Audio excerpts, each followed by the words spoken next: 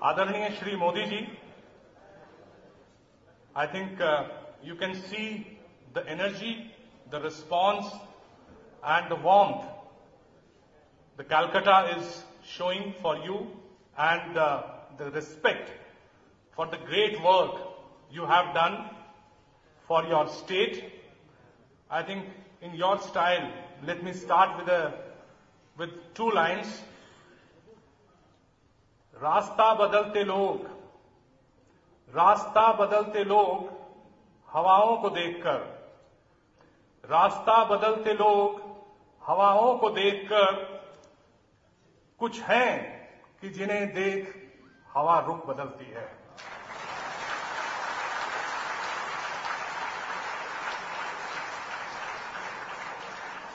Sir, these are our feelings for you and for the great work you have done. To begin with, I will request Mrs. Leela Saroop to kindly present a flower bouquet on behalf of the three chambers. Mrs. Saroop is an eminent historian and scholar in the field of colonial immigration. Her published volume on Indian diaspora are well known throughout the world.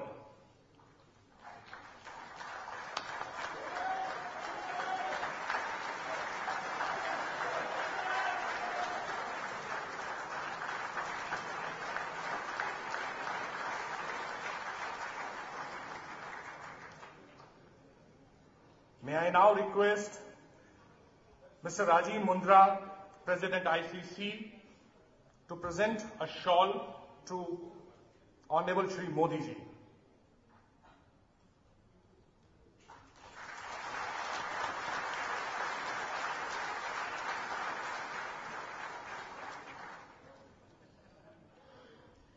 West Bengal has its identity by another Narendra, that is Shri Swami Vivekananda ji.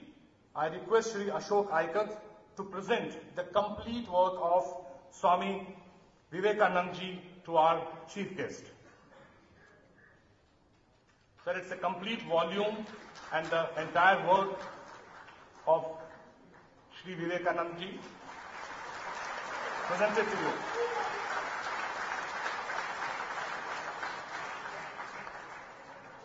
I now request the presidents of all three chambers to present a memento to our chief guest,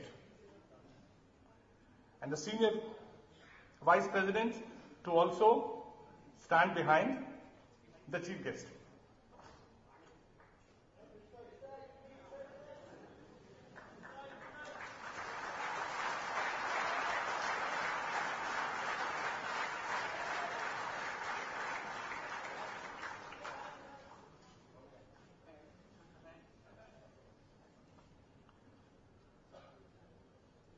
Shri Modi ji, I think this was a small demonstration of the feelings which the people in this hall have for you. I think we would like this presentation thing, and people want to give more and more, but I think we are more keen to hear you, and we move ahead with the session. I now request Shri Deepak Jalan, President ICC, to deliver his opening address. President MCC, sorry.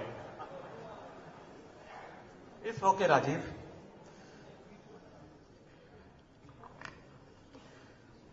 Honorable Shri Narendra Modi, my friends and colleagues on the dais, distinguished guests, friends from media, ladies and gentlemen, a very good morning to all of you. A hearty welcome to Shri Narendra Modi ji, Honorable Chief Minister of Gujarat, on behalf of all the organizing chambers and all of you present here.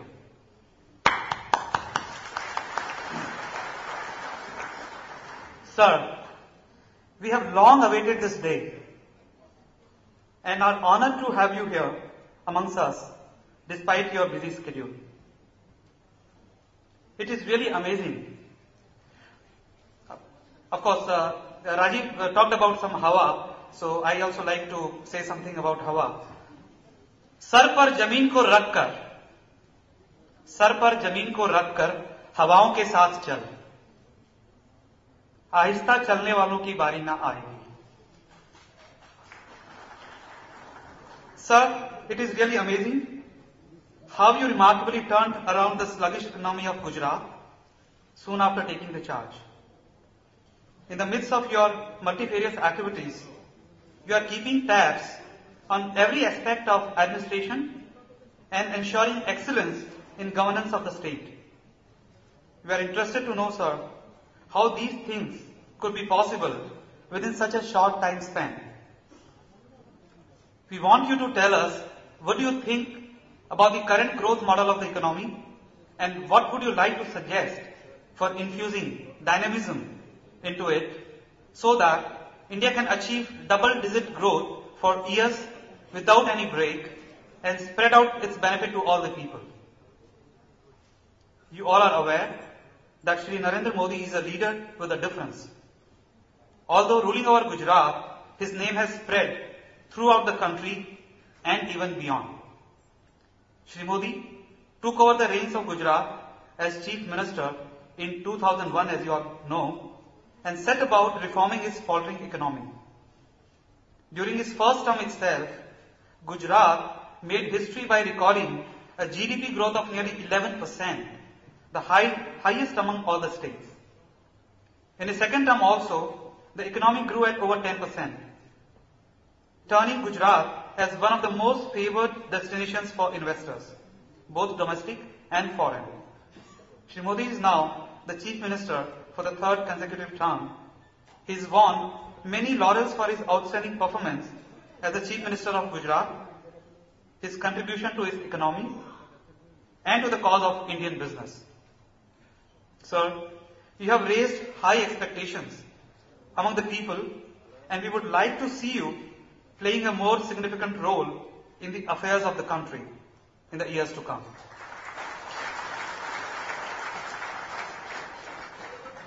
As we all know, Indian economy is at the crossroads now. We are facing the threats of downgrading ratings, high fiscal and current account deficits, and slowdown in investment. GDP growth of the economy has reportedly nosedived to less than 6%, which is lowest in the last 1 decade. This is mainly due to dismal performance of manufacturing, infrastructure, agriculture, and service sectors. There are also the challenges of poverty, gender inequality, and distorted male-female ratio in the population of 1200 million in India. We are perhaps sitting on a demographic time bomb which needs to be diffused before it is late. But to our surprise, during the same period, 2001 to 2011-12, Gujarat has recorded a GDP growth of more than 10%, as I mentioned earlier, per year. With 5% population, Gujarat continues to contribute more than 7% of the country's GDP and more than 13% of output of the manufacturing sector in India. This is remarkable achievement by any benchmark in view of the fact that Gujarat also had to face global economic crisis and work with limited natural resources. This fact is a lesson for us to ponder what an inspiring, honest, and dedicated leadership can achieve even in adverse economic climate. We would like to hear from you, sir, your vision of turning India into an economic powerhouse and world leader in every respect in the coming years. Thank you. Jai Hind.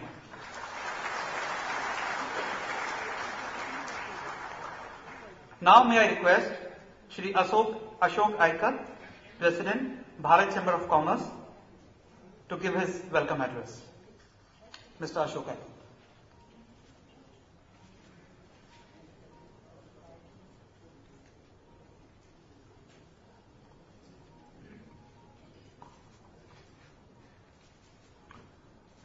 Respected Sri Narendra Modi, Presidents and Vice Presidents of organizing chambers on the dais, Your Excellencies, dignitaries present and friends.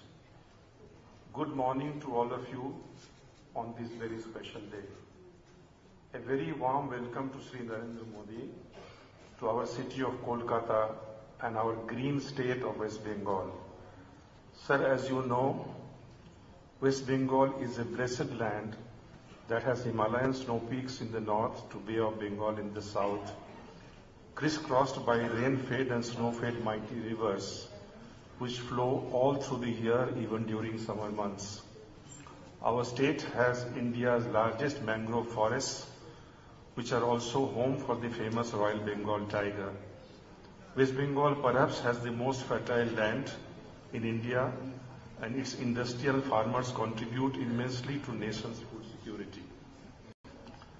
Bengal has been the knowledge and cultural center of India for centuries and has given the country 4 Nobel laureates: Sir Ronald Ross for Physiology and Medicine in 1902 for his work in malaria control at the School of Tropical Medicine in Kolkata, Gurudev Rabindranath Tagore for Literature in 1906, Sir C.V. Raman in 1930 for Physics, and Mother Teresa in 1979 for Peace.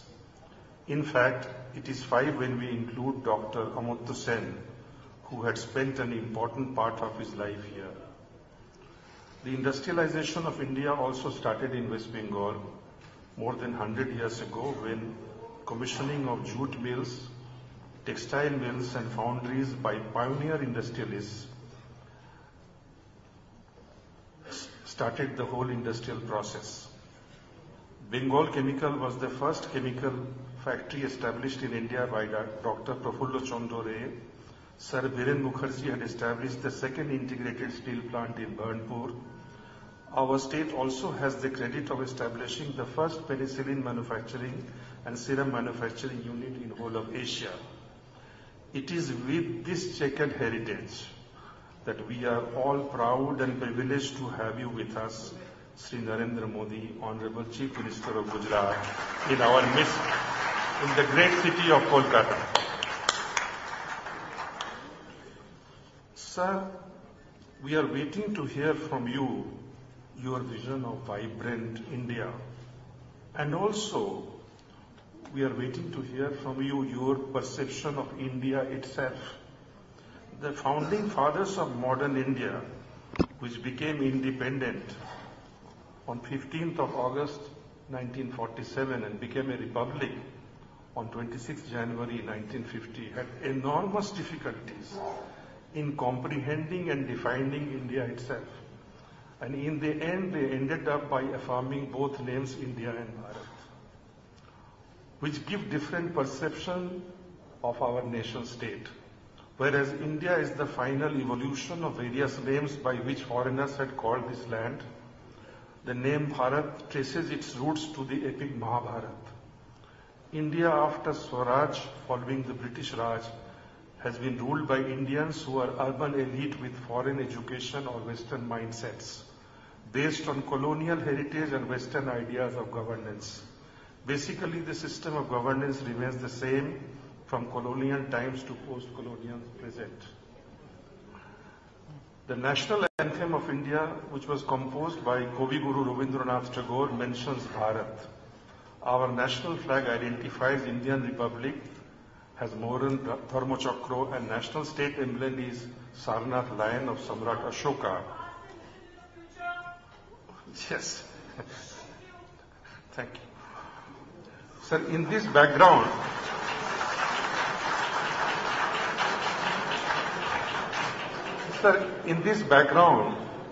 how do we talk about India with connecting with its past? We need a constant dialogue with our past. Samrat Ashoka's edicts based on ethical sovereignty and human rights, announced between 269 BC and 2031 BC, preceded Universal Declaration of Human Rights made by UN General Assembly on 10 December 1948 by more than 2,500 years. With such depository of knowledge which even resolution proved as being still very relevant, where should we look for ideas to reinvigorate India? Sir, going forward, do we want poor Indians to drive cars, or do we wish to be truly developed nation in the real sense so that rich use public transport? Yes, we do know our growth numbers, sir. We are keen to know your perception about the direction in which we may be heading. How can we face multiple challenges of poverty, healthcare, becoming an investment destination or a tourist destination, provide security for ourselves and helping the rest of the world to become more secure, become the most respected and yet the least feared nation? How can we become vibrant enough to make 1 billion plus Indians smile? Thank you, sir.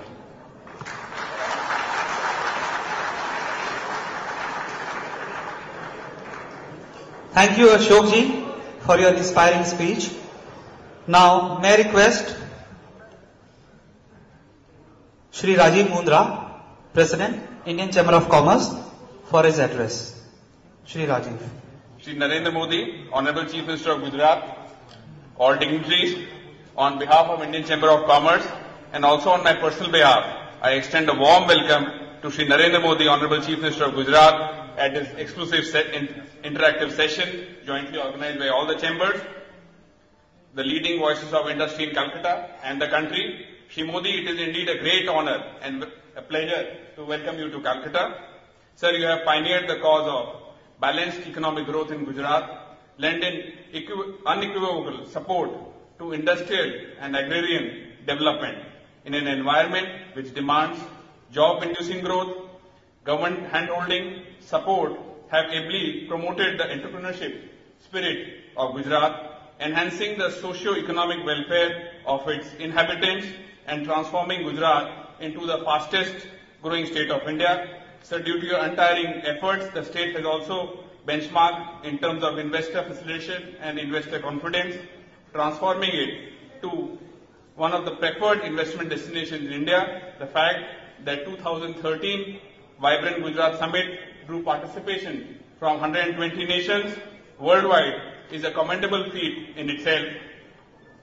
Sir, in view of the India's lukewarm macroeconomic credentials, with GDP growth being pegged at 4.5% and year-on-year WPI inflation being rooted at 6.8% for February 2013 and current account deficit being projected at around 5% for 2012-13, we would earnestly request you to kindly share your strategies, ideas and suggestions for initiating a vibrant growth model for India, which would enable us to embrace a high trajectory of growth path and greater socio-economic parity. Sir, coming to East, as you know, we have a large SME presence with a steady supply of competitive priced human capital pool, but in view of the population pressure, fragmentation of land holdings, land acquisition for industrialization is a point of concern here. Sir, since Gujarat has registered 85% growth in SME sector, we would look forward to your suggestions of restructuring our SME base for forwarding our industrial prospects. We also seek your suggestions for augmenting the competitiveness of our manufacturing sector workforce through industry-friendly skill development initiatives. Sir, you would be happy to note that East has been a front-runner in IT exports from India, with our software exports being projected for a 10% hike in the current fiscal, with IT spending in India projected at around $71.5 billion, a 7.7% hike. Sir, what are Gujarat's plans for encashing this impetus? Sir, East, by virtue of comparative advantage, exhibits good scope for development as a knowledge hub. In view of Gujarat's policy focus on emerging as a global education hub, we would request you for your pertinent observations on promoting interstate cooperation in higher education and knowledge management.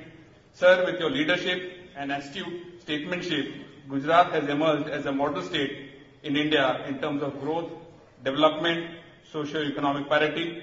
Sir, I would once again like to express my deepest gratitude to you for your kindly taking out time from your busy schedule and gracing the forum. I sincerely hope that walking on the path shown by you, we would soon herald a new dawn where shared growth will lead to shared prosperity. Thank you so much, sir. Thank you, Rajiv. I hope it's audible to you and is clear, the voice. Is it?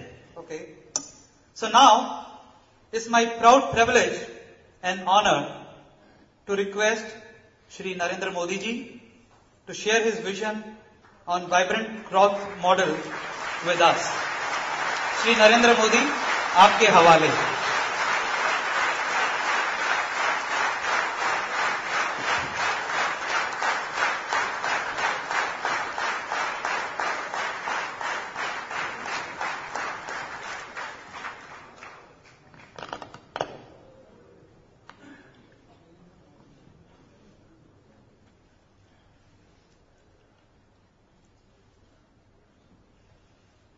मंच पर विराजमान श्रीमान दीपक जी, श्री राजीव जी, श्री अशोक जी, श्रीमान संजय अग्रवाल,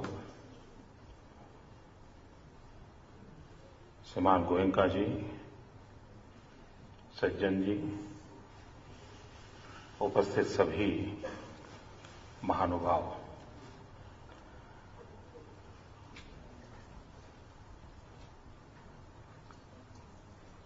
बहुत पहले कार्यक्रम में कलकत्ता में यहां के कुछ महानुभावों को संबोधन करने का मुझे अवसर मिला था। चुनाव की सरगर्मी में आते हैं तब थोड़ा माहौल अलग होता है, हमारी बातें भी कुछ अलग होती हैं, इरादे भी अलग होते हैं।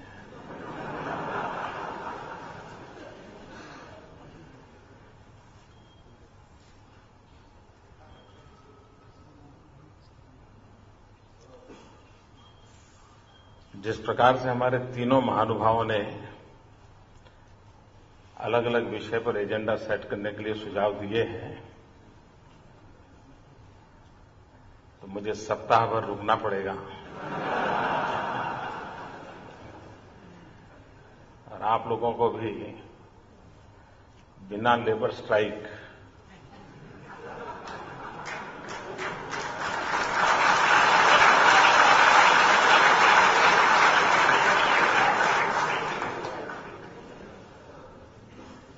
कारखाने बंद कर करके यहां बैठना पड़ेगा।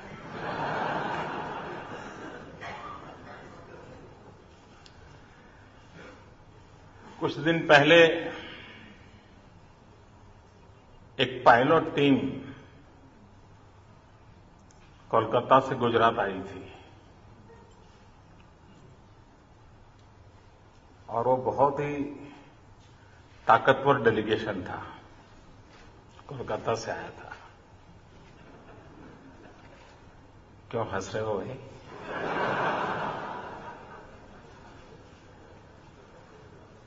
सचमुच में ताकतवर था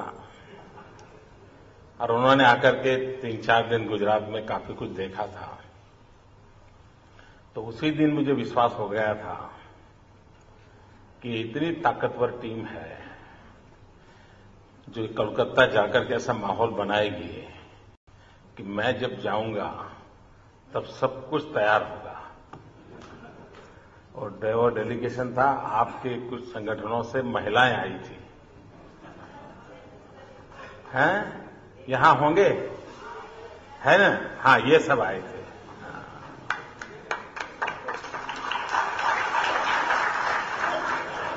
अब बताइए ताकतवर है कि नहीं?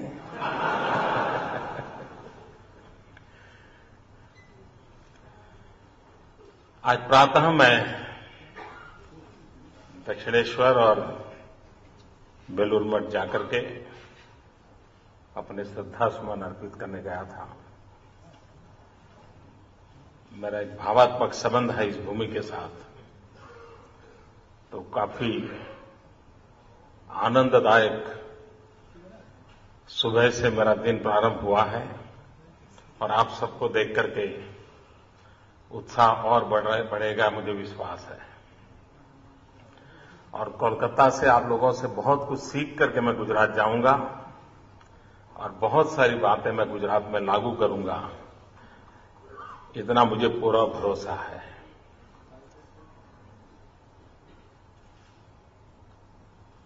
बंगाल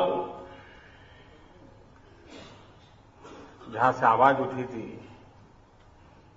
कि भूतकाल छोड़ो, पास्ट की बात मत करो, कुछ फ्यूचर का बताओ।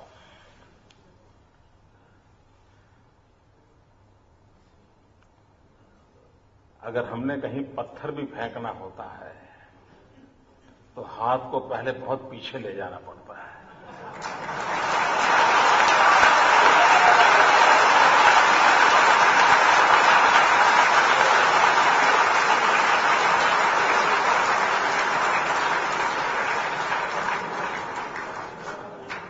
हमें हाई जंप करना हो तो भी दूर पीछे जाकर के दौड़ लगानी पड़ती है।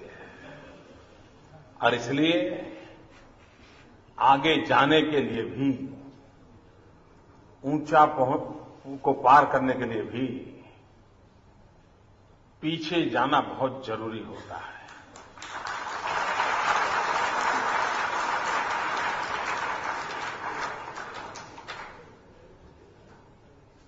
आज पूरा विश्व 21वीं सदी को ज्ञान की सदी के रूप में चर्चा करता है। ये नॉलेज की सेंचुरी ऐसा कहा जाता है। लेकिन मुझे जितना इतिहास का ज्ञान है, मैं ये कह सकता हूं कि दुनिया के लिए भले ही ज्ञान की सदी 21वीं सदी में आई हो, लेकिन बंगाल में ज्ञान की सदी का उदय 18वीं 19वीं शताब्दी से प्रारंभ हुआ है।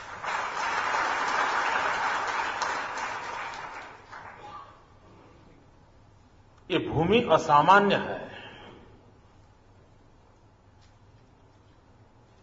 आप देखिए, समाज जीवन की बुराइयों के खिलाफ सबसे अधिक लड़ने की ताकत किसी ने दी है तो इसी पवित्र धरती ने दी है। समाज साहस नहीं कर पाता था। महिलाओं के लिए पुनर्विचार करने के लिए तैयार नहीं था। उस कालखंड में, इस धरती में कैसे कैसे महापुरुष दिए थे। 1200 साल की गुलामी के बावजूद भी बंगाल में ज्ञान के क्षेत्र में कितने सितारे चमकते थे। ये पूरा आसमान बंगाल की धरती से निकली हुई रोशनी से प्रकाशित होता था। उसी धरती पर अगर आज भी हम अंडमान निकोबार के काला पानी की सजा भोगने वाले लोगों की सूची देखें, सेल्यूलर जेल में जाकर के, जितने भी नाम है, हर दूसरा नाम किसी किसी बंगाली नौजवान का है।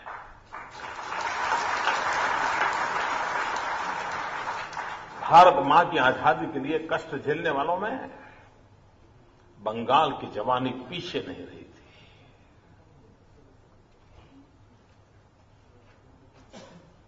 सशस्त्र क्रांति का नाद हो,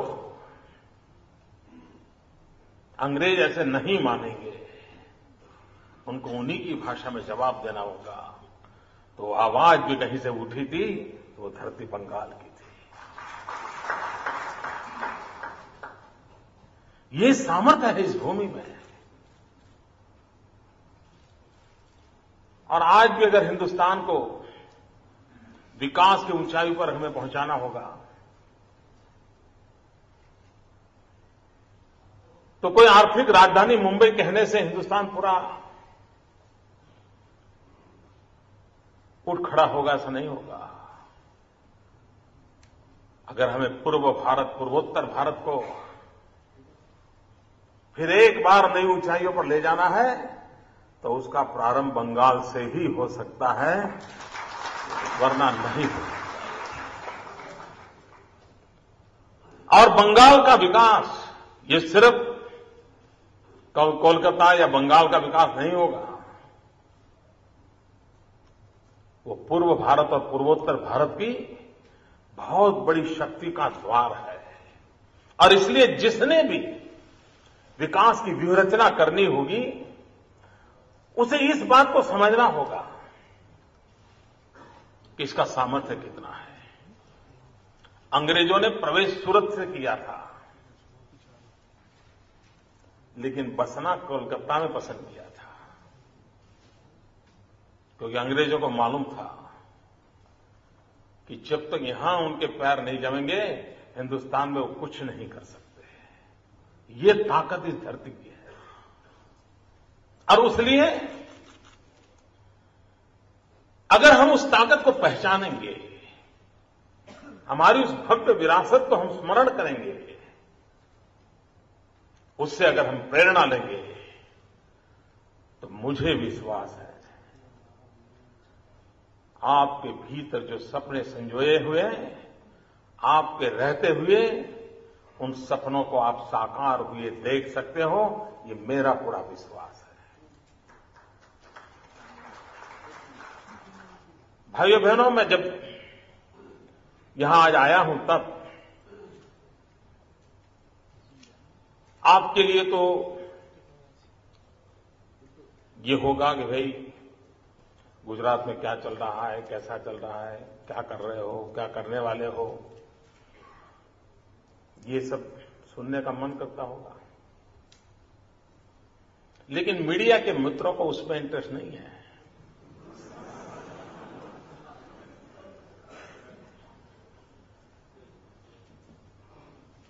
वो तो चाहेंगे कि मोदी एक शब्द बोलें, उसकी पश्चिम बंगाल की सरकार के साथ तुलना हो और फिर कल दोहरा जोखा दिया जाए।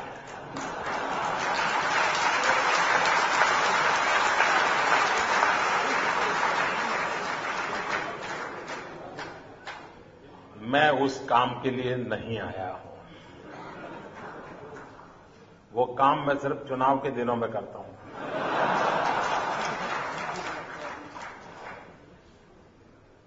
और इसलिए मेरी प्रचार माध्यमों से मीडिया के मित्रों से प्रार्थना है कि मैं जो भी विषय रखता हूं, आप मान के चलिए कि मैं कोलकाता में नहीं बोल रहा हूं।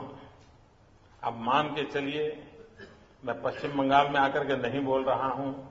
कल्पना कर लीजिए कि मैं अहमदाबाद में ही बोल रहा हूं और आप अहमदाबाद में सुन रहे हैं,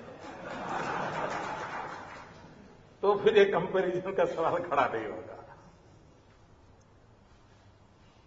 और आज मित्रों गुजरात आपको दिखता है, आप गुजरात की जो चर्चा कर रहे हैं वो हमारे प्रयासों की 12-13 साल की यात्रा है, 2 साल की यात्रा नहीं है। और गुजरात जैसा राज्य जहां कांग्रेस के मित्र जो गड्ढे करके गए थे, उन गड्ढों को भरने में मेरा 10 साल गया है। और बंगाल में तो 32 साल से ऐसे गड्ढे हुए हैं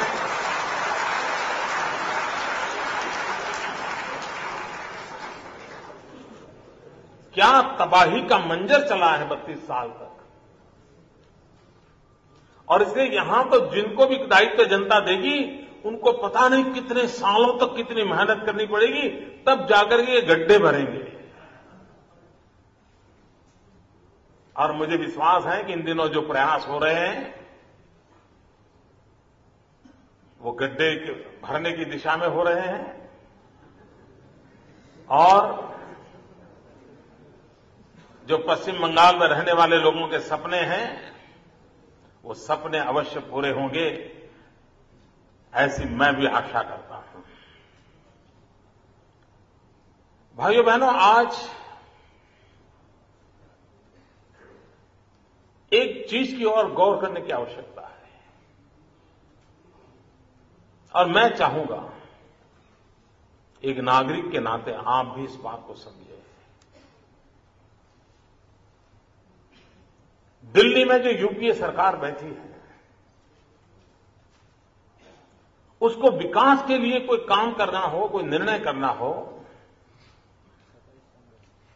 2-2 साल हो गए, फाइलें वैसी की वैसी पड़ी है। साइन करने की बात तो छोड़ो, वो खोल करके देखना भी नहीं चाहते हैं। उनको डर लगता है कि कहीं अंदर कोई छिपा कैमरा और मेरी फोटो निकाल दे तो, और फिर कोई सीबीआई कोई आ जाए तो मेरा क्या होगा। ऐसा माहौल बना है कि सब कुछ अटका पड़ा है और उनको चिंता भी नहीं है जी, कोई चिंता नहीं है। आपने देखा होगा घर में कोई वयोवृद्ध व्यक्ति होता है, बीमार होता है, तो दिन में जो भी मिलने आएगा उसको पूछता है कितने बजे है, उसको कहीं जाना नहीं है। जो आप ऐसा ही होता है ना। हाँ, वो बार बार जो भी आएगा पानी लेके आएगा, अच्छा कितने टाइम हुआ, उसको कहीं जाना नहीं है, उसको मालूम है, लेकिन उसको समय पूछता रहता है शाम कब हो जाए। दिल्ली सरकार का यही हाल है।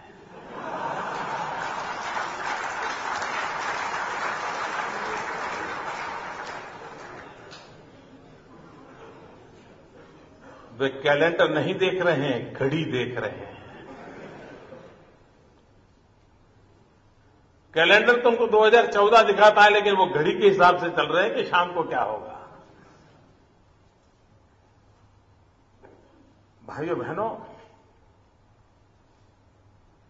पिछले 3 दशक से देश में एक माहौल था, 21वीं सदी आएगी तो हम कुछ करेंगे, हम ऐसा कुछ करेंगे, 21वीं सदी में हमारा नाम रोशन होगा। जब वाजपेयी जी की सरकार थी तो एक विश्वास पैदा हुआ था, यार कुछ होना है, अब तो कुछ होगा, और एक माहौल पनपा था। मित्रों, अचानक 21वीं सदी का ये पहले दशक का ही उत्तरार्ध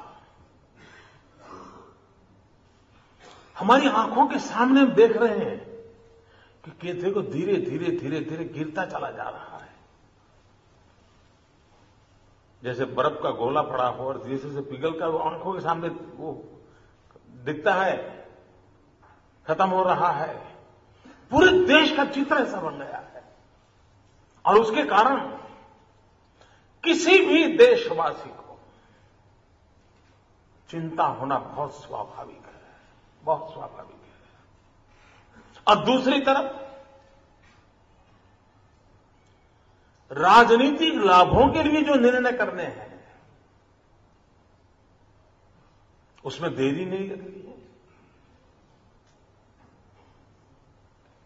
किस प्रकार से भारत के संघीय ढांचे को, फेडरल स्ट्रक्चर को नकार दिया जा रहा है, किस प्रकार से राज्यों के साथ भेदभाव हो रहा है। अगर आप यूपीए रूल स्टेट हैं तो आपको एक ट्रीटमेंट, अगर आप नॉन यूपीए स्टेट हैं तो आपको दूसरा ट्रीटमेंट, और आपको अगर बारीकी से देखोगे तो हर पल अन्याय नजर आएगा। यहां साम्यवादियों की सरकार थी, दिल्ली में अटल बिहारी वाजपेयी जी बैठे थे। वैचारिक रूप से हमारा और साम्यवादियों का कभी मेल नहीं हो सकता, कभी नहीं हो सकता।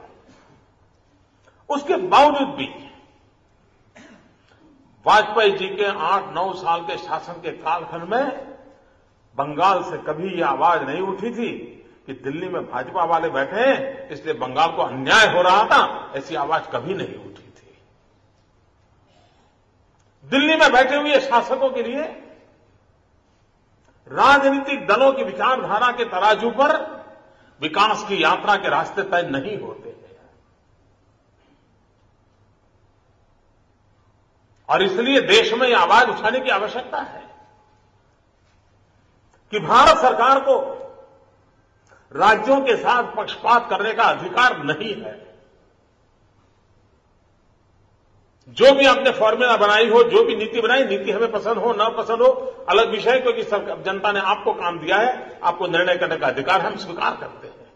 लेकिन आपको डिस्क्रिमिनेशन के लिए हम कोई छूट नहीं दे सकते हैं, आप मनमानी नहीं कर सकते हैं। आज भाइयों बहनों ये हो रहा है, और इस प्रकार का भेदभाव, इस प्रकार का दोगलापन अनेक राज्यों के सपनों को चूर चूर कर देता है। और उसके सामने उन राज्यों में जिनके पास जिम्मेवारी है वो आवाज उठाए, बहुत स्वाभाविक है। मैं तो हमारे गुजरात में रोज अनुभव करता हूं जी,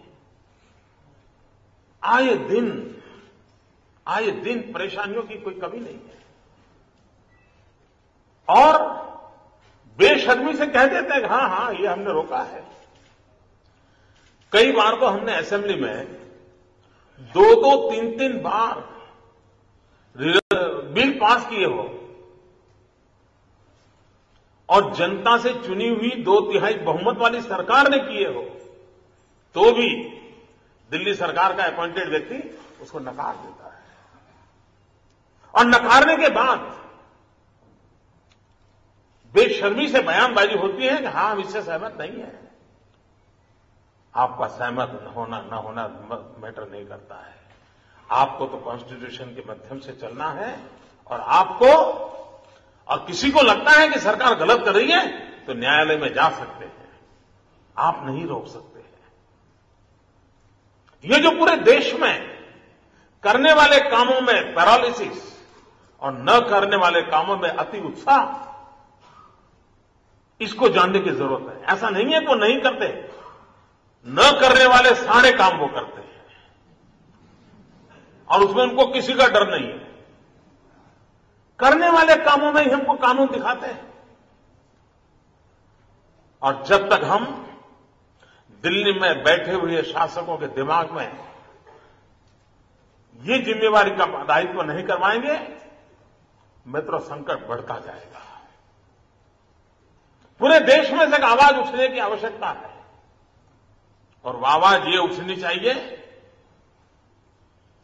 कि जब राज्य कुछ अच्छा करें तो क्रेडिट लेने के लिए तो भारत सरकार उछल करके निकल के आ जाती है मैदान में, क्योंकि आखिरकार राज्यों के परफॉर्मेंस के टोटल से तो दिल्ली का परफॉर्मेंस दिखने वाला है। लेकिन अगर कुछ कठिनाई हो तो सारा राज्यों पर डाल देना, सारी जिम्मेवारी राज्यों की है, इस प्रकार की स्थिति पैदा कर रहा है। ये जो रवैया चल रहा है भारत जैसे संघीय ढांचे में, ये देश की एकता और अखंडितता के लिए भी मैं समझता हूं गलत रास्ता है, और कभी न कभी दिल्ली में बैठे हुए शासकों ने पूरे हिंदुस्तान को एक साथ लेकर के चलने का मन बनाना पड़ेगा। सरकारें किसी भी क्यों न हो, लेकिन वो हमारे देश का हिस्सा है। शासक कोई भी क्यों न हो, लेकिन जनता जनार्दन ये भारत मां के संतान है, उनके साथ समान व्यवहार होना चाहिए। ये अगर व्यवहार नहीं होता है तो फिर कठिनाइयां पैदा होती है, और बंगाल के साथ भी यही हो रहा है जो मैं पीड़ा कह रहा हूं। हमारी शायद झेलने की ताकत ज्यादा होगी, लेकिन यहां 32 साल तक ऐसे अनेक रोग लग चुके हैं कि झेलने की ताकत भी कम हो गई यहां पर। और इसलिए भाइयों बहनों, ये एक बदलाव की बहुत बड़ी आवश्यकता मुझे लगती है।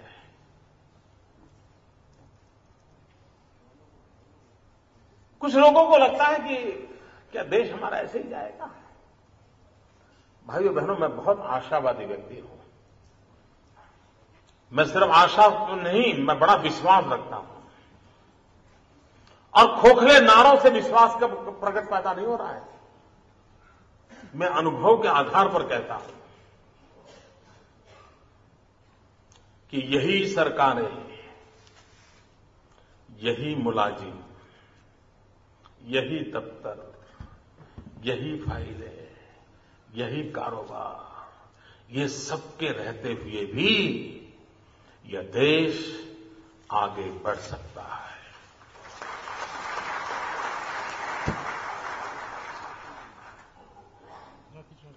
लोग गुजरात के औद्योगिक विकास की चर्चा करते हैं। दूसरी तरफ हिंदुस्तान में औद्योगिक विकास और कृषि इस दोनों के आमने सामने लाकर के खड़ा कर दिया है दिल्ली सरकार ने कहा।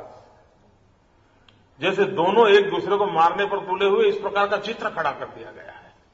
ये चित्र कभी हमारे देश में नहीं था। गुजरात एक ऐसा प्रदेश है कि जहां औद्योगिक विकास भी हुआ है और साथ साथ एग्रीकल्चरल कल्टीवेबल लैंड में भी 18 लाख हेक्टेयर भूमि में वृद्धि हुई है।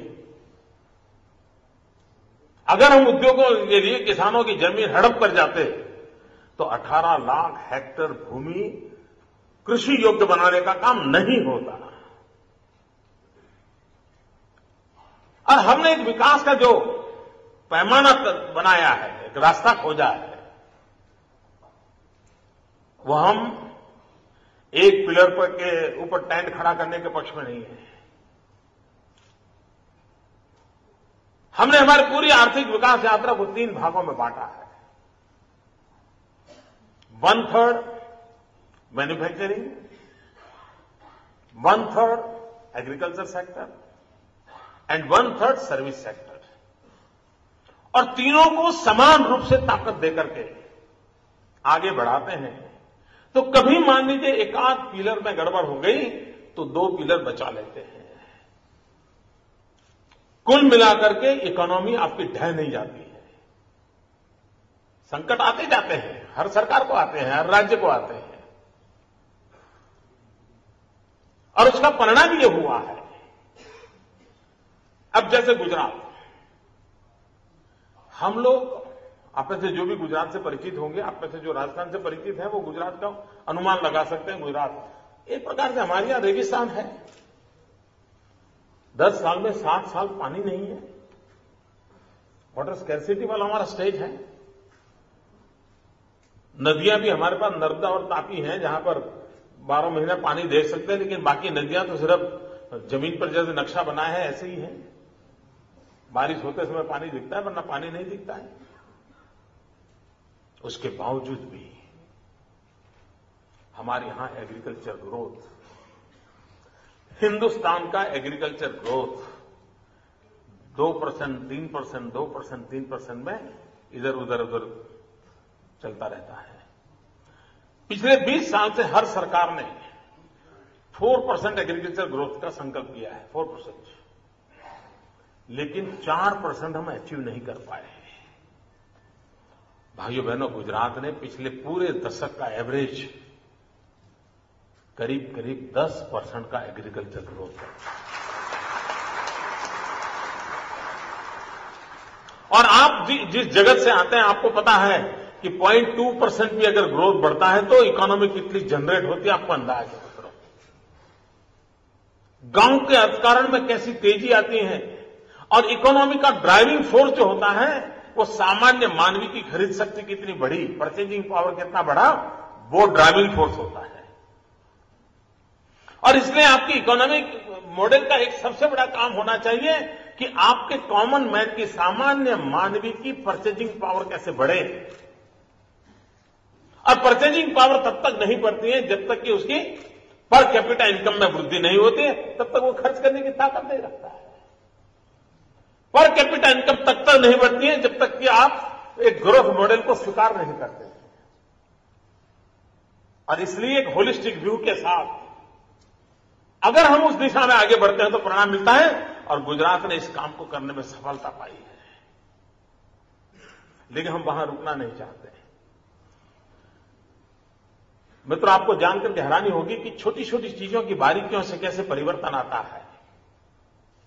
हमारे देश में इंसान को भी हेल्थ कार्ड अवेलेबल नहीं है। बहुत कम घराने होंगे जिनके पास अपना हेल्थ कार्ड होगा, परिवार के सबका प्रोफाइल होगा। मित्रों, गुजरात एक राज्य ऐसा है कि जहां किसानों के पास अपनी जमीन का हेल्थ कार्ड है, सॉइल हेल्थ कार्ड, और उसके कारण उसे पता है कि जिस जमीन का वो मालिक है, जहां वो खेती करता है, उस जमीन में क्या कमियां हैं, किस क्रॉप के लिए वो जमीन अनुकूल है, किस प्रकार के फर्टिलाइजर चाहिए, किस प्रकार की दवाइयां चाहिए। इन सारों का वैज्ञानिक ज्ञान होने के कारण उसने अपनी एग्रीकल्चर पैटर्न बदली। मित्रों, 2001 के पहले गुजरात में माइक्रो इरिगेशन की जो व्यवस्था थी वो सिर्फ 12,000 हेक्टेयर में थी, माइक्रो इरिगेशन।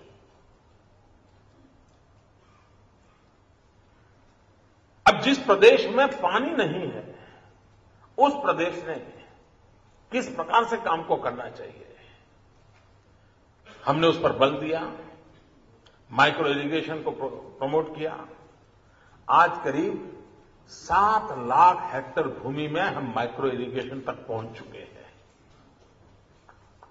और उसके कारण किसान को भी विश्वास हो गया है, जमीन कम होगी तो भी, पानी कम होगा तो भी हम फसल ज्यादा पैदा कर सकते हैं, क्वालिटी अच्छी कर सकते हैं, हम कमाई कर सकते हैं। लेकिन हम ये कहें कि हां भाई, एग्रीकल्चर एक डिपार्टमेंट है, किसान का काम करता है, बारिश आएगी, मेहनत करेगा तो कमाएगा, ऐसा नहीं होता है। Government intervention is must.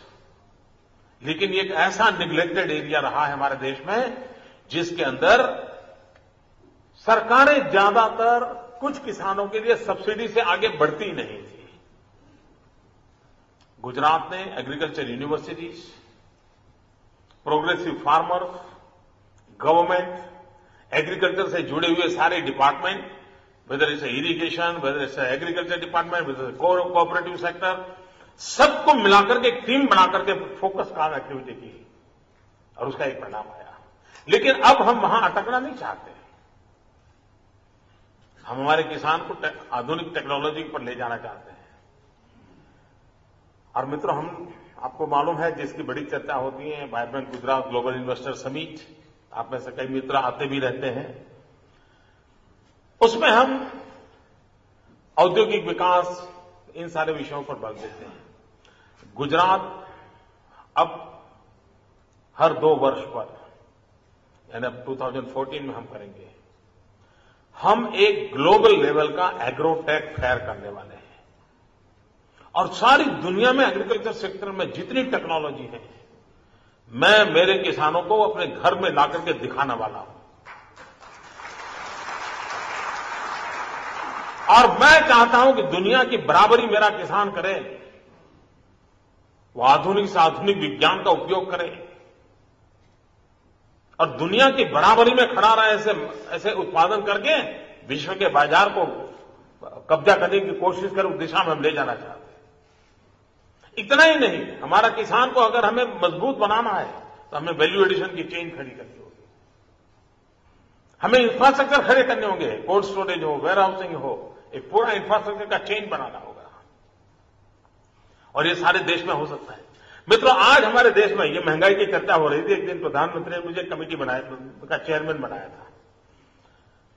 महंगाई कम हो, उस पर चर्चा विचार करने के लिए कमेटी बनी है, और उस कमेटी का चेयरमैन मुझे बनाया। उस रिपोर्ट को दिए हुए करीब 1.25 साल हो गया।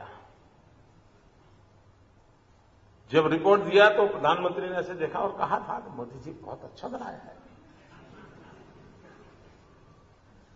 अभी 1.25 साल के बाद मैं पूछा था, मैंने कहा साहब उस रिपोर्ट की तबीयत का क्या खबर है?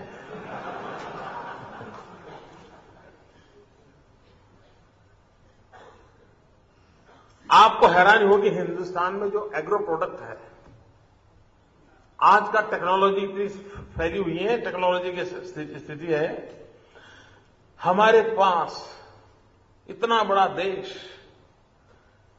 हमारा एग्रो प्रोडक्ट का रियल टाइम डाटा अवेलेबल नहीं है। देश को पता ही नहीं होता है कि गेहूं कितना तैयार हुआ, चावल कितने हुए, रिक्वायरमेंट कितनी, कुछ नहीं है जी। मैंने उनको सिंपल सुझाव दिया कि साहब टेक्नोलॉजी से सब संभव है, हम उसके लिए छोटा सा ग्रुप बनाएं, उसको काम दे दें, ये करें। और अगर ये होता है तो आपको पता होगा कि कहीं पर गेहूं सड़ रहे हैं, पानी में भीग रहे हैं और कहीं पर कोई भूखा मर रहा है। अगर आपके पास जानकारी होगी तो आप छोटा सा काम यहां से उठा करके वहां रख दीजिए, उसका पेट भर जाएगा, वेस्टेज बच जाएगा। नहीं हो रहा है। और मैंने सुना सुप्रीम कोर्ट इतनी नाराज हो गई थी कि सारा अनाज सड़ रहा था और भारत सरकार को कहा कि अनाज गरीबों को बांट दो। भारत सरकार ने सुप्रीम कोर्ट की नहीं मानी और किया क्या? कलकत्ते के अखबार में आया नहीं लगता है, ऐसी खबरें आती नहीं है। मैंने सुना है कि सारा अन्न एवरेज 65 पैसे के दर से शराब बनाने वाली कंपनियों को बेच दिया गया। शराब बनाने के लिए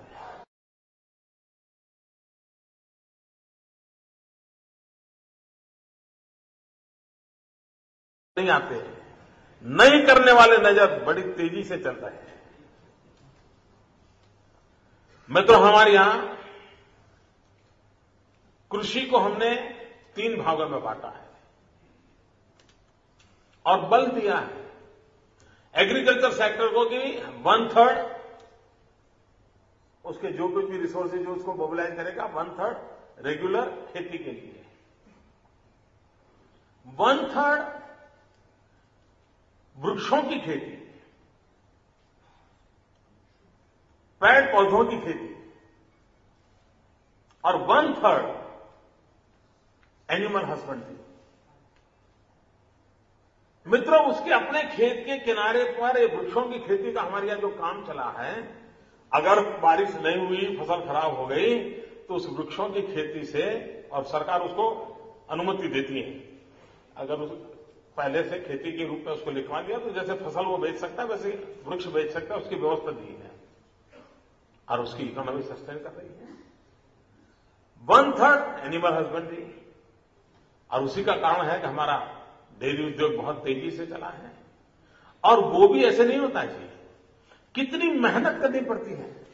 हमारे यहां पिछले 10 साल में दूध के उत्पादन में 80% से ज्यादा ग्रोथ हुआ है, इंक्रीज हुआ है। 80% से ज्यादा इंक्रीज, ये छोटा विषय बात नहीं है। लेकिन हमने क्या किया, हम रेगुलरली सरकार की तरफ से कैटल कैंप लगाते हैं और किसी पशु को 3 किलोमीटर से ज्यादा जाना न पड़े, इतनी बड़ी संख्या में कैटल कैंप लगाते हैं, ऑपरेशन तक का सब करते हैं। आपने कभी सुना नहीं होगा, आज हमारे देश के कई राज्य ऐसे हैं कि जहां मनुष्य को कैटरेक्ट का ऑपरेशन करना हो तो चैरिटेबल ट्रस्टों के द्वारा कैटरेक्ट ऑपरेशन के कैंप लगते हैं। आज भी कई राज्यों में लगते हैं और जो सेवाभावी लोग हैं वो नेत्रदान, नेत्र यज्ञ कर करके उसको करते हैं। शायद ही दुनिया में गुजरात अकेला प्रदेश है जहां पशुओं के कैटरेक्ट का ऑपरेशन होता है। मेरे यहां पशुओं के लिए डेंटल ट्रीटमेंट होता है और उन सारी केयर करने का परिणाम यह आया है कि 112 जितने डिसीज आज पूरी तरह मेरे राज्य में जो कैटल से जुड़े हुए थे इरेडिकेट हो गए हैं।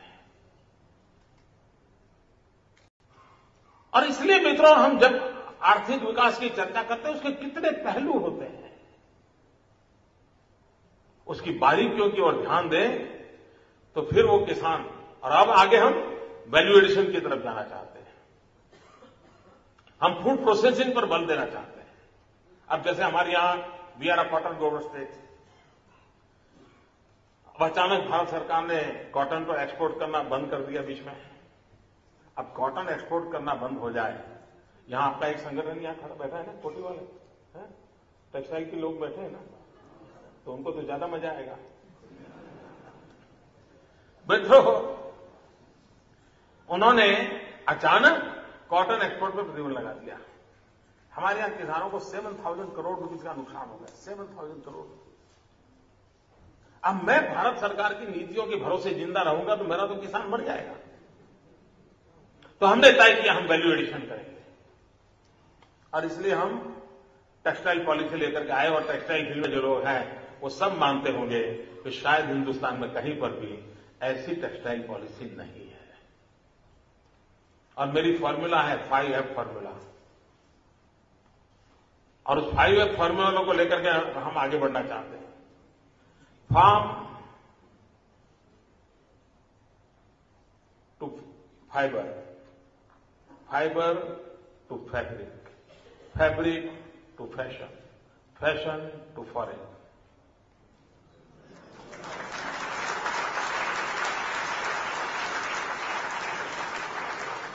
जहां कपास होगा वहीं नजदीक में धागा बनेगा, जहां धागा होगा वहीं कपड़ा बनेगा, जहां कपड़ा बनेगा वहीं रेडीमेड गारमेंट होगा, जहां रेडीमेड गारमेंट होगा वहीं से दुनिया के लोगों को कपड़े पहनाएंगे।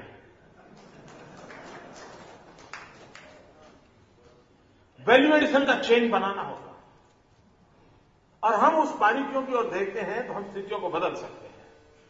हम उस दिशा में प्रयास कर रहे हैं। तो सर्विस सेक्टर, गुजरात और सर्विस सेक्टर को कभी लेना देना ही नहीं था, और उसमें हमारी कोई ज्यादा इकोनॉमी में हमारा कोई रोल नहीं था। हमने सोचा कि एक अछूता क्षेत्र है, उस पर बल देना है, और हमने पहला फोकस किया टूरिज्म पर। भाइयों बहनों, Gujarat was never a tourist destination. Durga Puja जैसे यहां होती है वैसे ही मेरे यहां नवरात्रि की पूजा होती है। आप भी मां के भक्त हैं, हम भी मां के भक्त हैं, लेकिन दुर्गा पूजा को देखने के लिए देश भर के टूरिस्ट बंगाल आते हैं, नवरात्रि देखने के लिए गुजरात कोई नहीं आता था। हमने इस पर बल दिया। Gujarat which was never a tourist destination, Gujaratis are best tourist.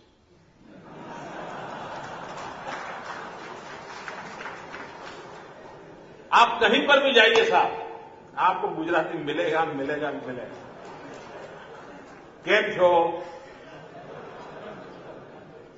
और 5 स्टार होटल में बैठ करके डिब्बा खोल करके थेपला निकाल करके खाएगा।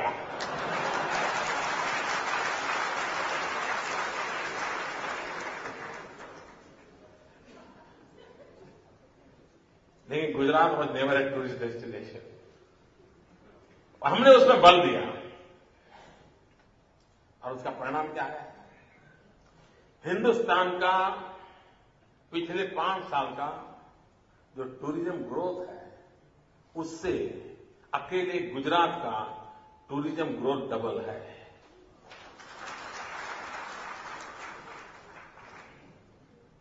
और अमिताभ बच्चन घर घर जाकर के कहते हैं, कुछ दिन तो गुजारो गुजरात में। आपने भी सुना होगा ना, तो गुजारो ना।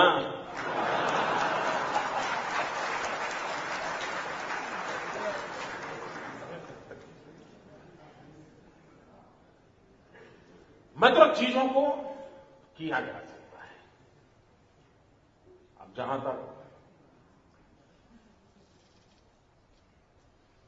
मैन्युफैक्चरिंग सेक्टर का है, हम ऑटोमोबाइल हब बन चुके हैं। आज हम सोलार एनर्जी में वर्ल्ड कैपिटल बनने जा रहे हैं। हम ऑयल रिफाइनरी में पूरे देश का करीब करीब सारा काम वहीं हो रहा है। कुछ नए क्षेत्रों में हमने कदम उठाने की दिशा में काफी साहस उठाया है, जैसे सोलार एनर्जी। हमारे देश में सोलार एनर्जी की बात आती थी तो लोग कांपते थे, डरते थे, क्योंकि बाजार में बिजली का 2.5-3 रुपए में मिलती है। और 15-18 रुपए वाली बिजली के खरीदने का कोई हिम्मतपूर्ण निर्णय करे तो मीडिया नोच लेगा। आपके विरोधी आपको टुकड़े टुकड़े कर देंगे। सीधा सवाल पूछेंगे कि 3 रुपए की बिजली मिलती है, तुम सोलार की 18, 15, 16 रुपए की कैसे लेते हो भाई, क्या समझते हो तुम? और सामान्य मानव के लिए सवाल स्वाभाविक है। मित्रों, इतने विरोधों के बाद, आलोचनाओं के बाद, सारी दुनिया मेरे पीछे पड़ जाएगी तो पड़ जाएगी, सोचने के बाद गुजरात ने सोलर एनर्जी का इनिशिएटिव लिया और आज एशिया का सबसे बड़ा सोलर पार्क गुजरात में है। और परिणाम क्या आया? जब हम सोलर पॉलिसी लेकर के आए तो हमने कहा कि हम 13 रुपए में लेंगे। गुजरात को तो फर्स्ट स्टेज जो सोलर पॉलिसी लेके आया। हमारे बाद भारत सरकार ने सोलर पॉलिसी बनाई। बाकी चीजें तो फुल स्टॉप कॉमा के साथ उन्होंने स्वीकार कर दी, लेकिन दाम उन्होंने, हमने 13 रखा, उन्होंने 19 रखा। अब आप समझ सकते हैं भाई, कोई भी व्यापारी चीज 19 में बेचेगा कि 13 में बेचेगा? जहां 19 मिलेगा वहीं जाएगा। लेकिन भाइयों बहनों, विश्वास की भी एक ताकत होती है और मैं मानता हूं विश्वास और भरोसा एक बहुत बड़ी ताकत होती है। परिणाम क्या हुआ? भारत सरकार के 19 रुपए की ऑफर के बावजूद भी सोलर प्लांट लगाने के लिए भारत सरकार की योजना में 100 मेगावाट तक भी गाड़ी पहुंची नहीं। गुजरात 3000 मेगावाट से आगे बढ़ रहा है 13 रुपए।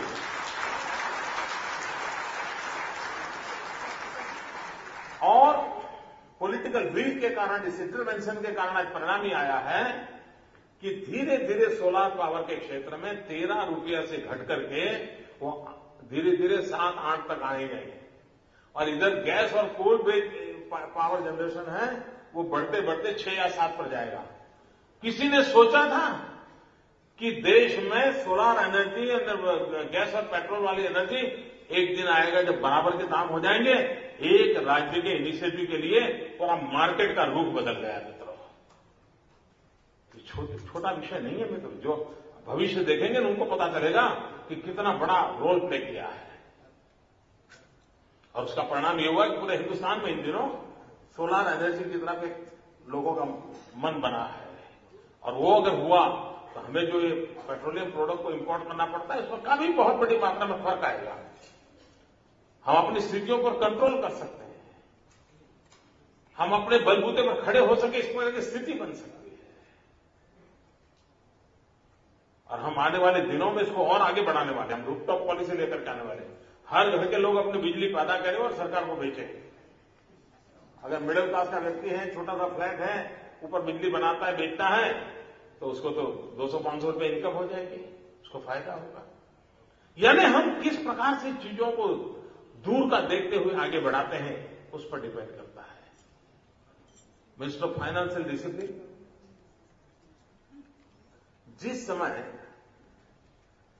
गुजरात में मुझे दायित्व मिला, हमारा रेवेन्यू डेफिसिट था 6,700 crore rupees. Today we are revenue surplus state.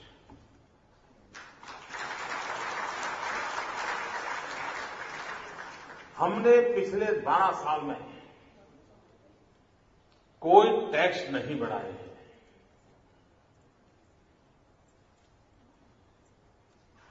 सिर्फ लीकेज बंद कर दिया।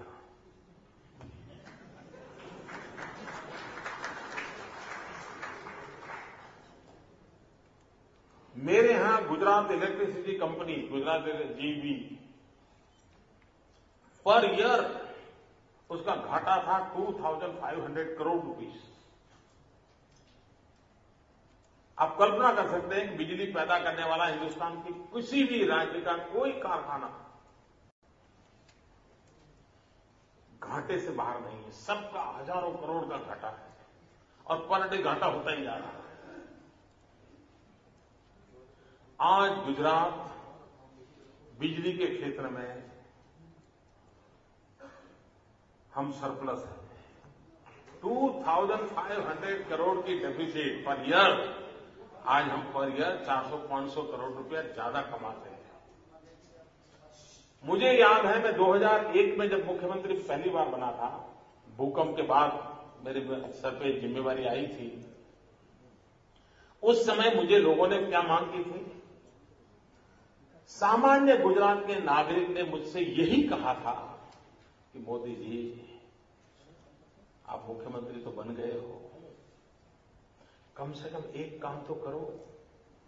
पत्रकार मिले तो भी वही बताएं, पार्टी के वर्कर मिले तो भी वही बताएं, बिजनेसमैन मिले तो भी वही बताएं, गांव का आदमी मिले तो भी वही बताएं। वो क्या कह रहे थे? मोदी जी कम से कम शाम को खाना खाते समय बिजली मिले, इतना तो करो। नहीं था। डिनर टाइम पर मेरे यहां बिजली नहीं मिलती थी, बिजली कभी भी चली जाती थी। जो पूरे हिंदुस्तान में से आपको खबरें आती हैं, करीब करीब वही हाल हमारा था। उसी राज्य में 2000 मेगावाट बिजली का शॉर्टफॉल था। उस परिस्थिति में हमने टेक्नोलॉजिकल सॉल्यूशन खोजा और भाइयों बहनों 2000 मेगावाट डेफिसिट के बावजूद भी गुजरात ने 24 घंटे बिजली गांव को भी देने में सफलता पाई और आज गुजरात का कोई भी गांव घर ऐसा नहीं होगा जहां बिजली होगी 24 घंटे बिजली मिलती है।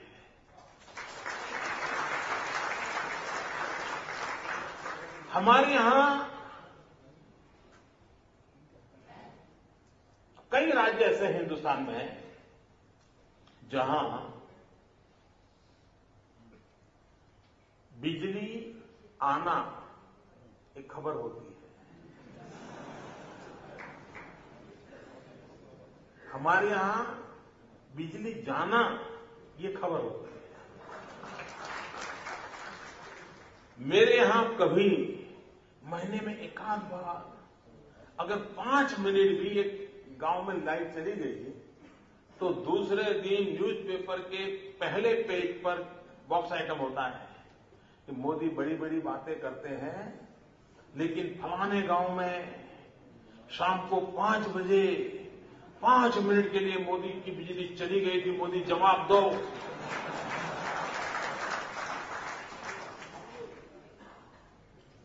और राज्यों में क्या है, तो बस में ट्रेन में ट्रैवल करते हैं तो बातें करते हैं, अरे यार तुम्हारे यहां आई थी?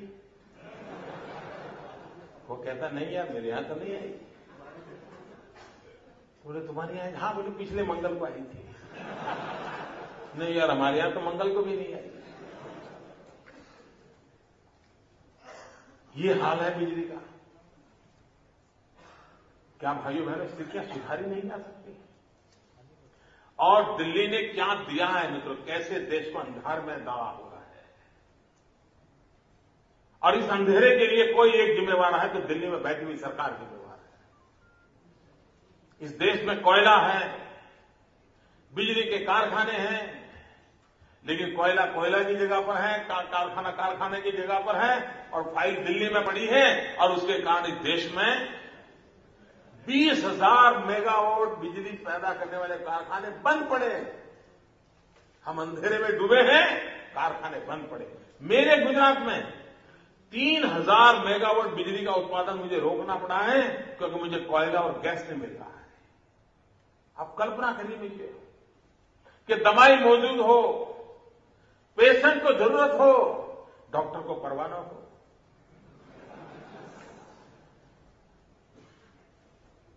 कैसे चलेगा ये? और इसलिए मित्रों ये सारी पीड़ा राजनीतिक कारणों से नहीं है। एक दर्द होता है कि सामने दिखता है सब हो सकता है और ये तबाह कर रहे हैं, ये बर्बाद कर रहे हैं। ऐसा नहीं है कि स्थितियां हमारे हाथ के बाहर है, करने का इरादा नहीं। अच्छा ऐसा भी नहीं है कि आइडिया नहीं होते, आइडिया भी बहुत होते हैं। कभी कभी मैं प्रधानमंत्री जी से मिलता हूं जब भी, तो कुछ न कुछ तो परोस के आता ही नहीं।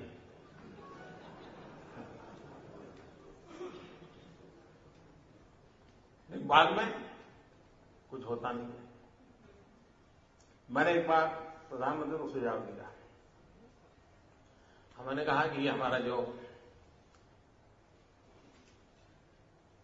सीमाएं हैं, खास करके राजस्थान और गुजरात की रेगिस्तान है, हम पाकिस्तान के और भारत को बचने के लिए हम फेंसिंग बनाते हैं। हमने कहा फेंसिंग बनाने के बजाय सोलार पार्क बनाए, सैकड़ों मील लंबा और मीलों तक चौड़ा, और बीएसएफ के लोगों को काम में लगा दें। सुरक्षा की सुरक्षा हो जाएगी और बिजली की बिजली हो जाएगी। मैं बताता हूं, मुझे उस समय प्रधानमंत्री ने अपने कहा, अरे भाई लिख लो, ये देखो कैसे हो सकता है। आज उस बात को 2 साल हो गए और भी लिख रहा है। क्या करें मित्रों? और पता नहीं क्यों मैं देखिए आपके पड़ोस में बांग्लादेश में क्या हो रहा है, और दिल्ली सरकार की कोई सुनने को तैयार नहीं है। इतना बड़ा देश, जिस बांग्लादेश को जन्म देने में भारत की बहुत बड़ी भूमिका रही है, लेकिन वो बांग्लादेश भी, वहां जो नए समाचार सामने आते हैं, कितने पीड़ादायक समाचार आते हैं, और दिल्ली की सरकार कुछ नहीं कर पा रही है।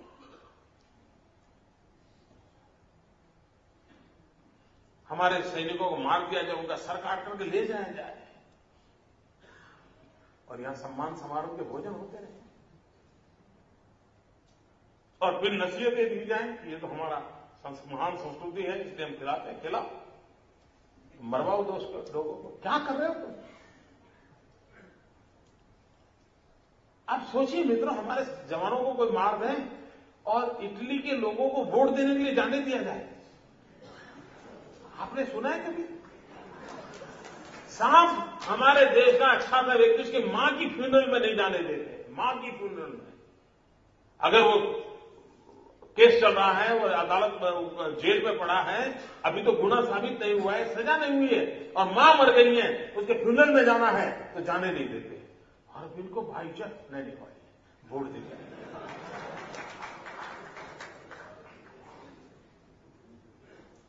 मित्रों बताइए मुझे, इसके लिए कोई आइडिया चाहिए क्या? मुझे बताइए, इसके लिए कोई बजट चाहिए क्या? इटली में हमारी जो बेइज्जती हुई, बजट चाहिए क्या? आप सोचिए मित्रों, मैं यहां आया हूं और खड़े होकर के मैं कागज लेकर के, कल जो महिलाओं के कार्यक्रम में मैं गया था, वो भाषण आज पढ़ लूं तो आप क्या करोगे?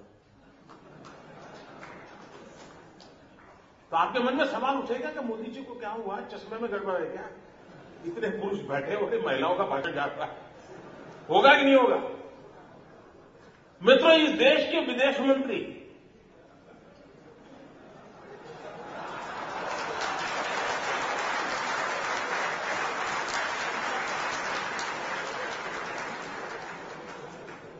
विदेश में जाकर के दूसरे देश का कागज उठा करके वो भाषण पढ़ रहा है।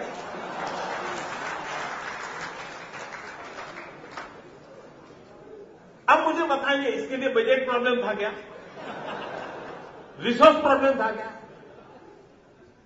यही होता रहा है, और ये तो इसलिए हो रहा है कि सारे नॉन सीरियस एफर्ट्स हो रहे हैं, गवर्नेंस का नामो निशान नहीं है।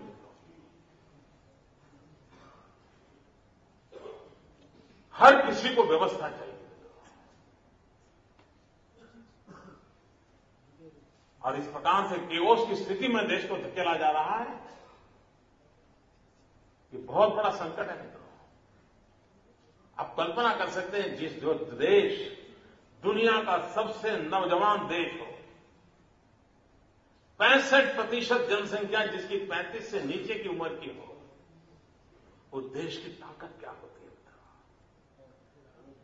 विश्व का पूरा नौजवान हिंदुस्तान की धरती पर है मित्रों। हमारी सारी योजनाओं के केंद्र बिंदु में इस हम युवा शक्ति को अगर केंद्र में रख करके करें, हम दुनिया बदल सकते हैं। विवेकानंद जी का 150वां वर्ष देश मना रहा है, और 150वीं जयंती मना रहे हैं, तब स्वामी विवेकानंद जी ने वो सपना देखा था। जीवन के अंतकाल में विवेकानंद जी ने कहा था कि मैं मेरी आंखों के सामने देख रहा हूं, मेरी भारत माता जगत गुरु के स्थान पर विराजमान है, और वो दिन आएगा जब मेरी भारत माता जगत गुरु के स्थान पर विराजमान होगी। नौजवान ये करके दिखाएंगे। आज वो अवसर आया है, आज वो अवसर आया है, और हम सबका संकल्प रहना चाहिए, ये अवस्था बदलनी चाहिए। और मित्रों, मैं गुजरात एक्सपीरियंस से कहता हूं, ये सब कुछ बदला जा सकता है। सामान्य मानवीय के जीवन में संतोष लाया जा सकता है। हिंदुस्तान के हर नागरिक को विकास की यात्रा में हिस्सेदार बनाया जा सकता है। हर एक के अंदर देश को आगे ले जाने का सपना बोया जा सकता है। लेकिन हमारे भीतर अगर सामर्थ्य हो तो हम स्थितियां बदल सकते हैं। भाइयों बहनों, इस बंगाल की भूमि में बहुत ताकत है। मैं आज कोलकाता की इस धरती पर से पूरे बंगाल को प्रार्थना करता हूं, आइए, आपने 18वीं शताब्दी में हिंदुस्तान का नेतृत्व किया है, आपने 19वीं शताब्दी में देश का मार्गदर्शन किया है, आपने 20वीं शताब्दी में संघर्ष झेल करके भारत को मदद की है। बंगाल के मार्गदर्शन के बिना, बंगाल की ताकत के बिना बहुत कुछ अधूरा रह जाएगा। आइए हम सब मिलकर के उन भारत के सभी नागरिकों के सपनों को पूरा करने का प्रयास करें। मुझे आप सबके बीच आने का अवसर मिला, मैं आपका बहुत बहुत आभारी हूं। मैंने ज्यादा ही समय कुछ ले लिया है, और भी ले सकते हैं। ये आपकी मीटिंग में भोजन नहीं है? महत्वपूर्ण नहीं है, भोजन है। होगा होगा। बहुत बहुत धन्यवाद मित्रों, थैंक यू।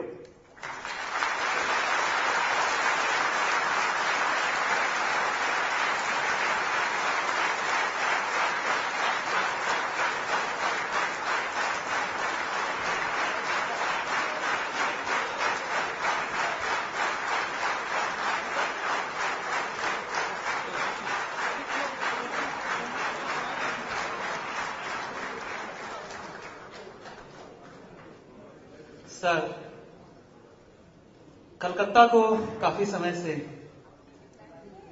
आपको सुनने की इच्छा थी और आज हम धन्य हुए। सर, कुछ ऑडियंस कुछ क्वेश्चंस पूछना चाहती हैं, कुछ तो सर आपका आदेश हो तो हम उनको।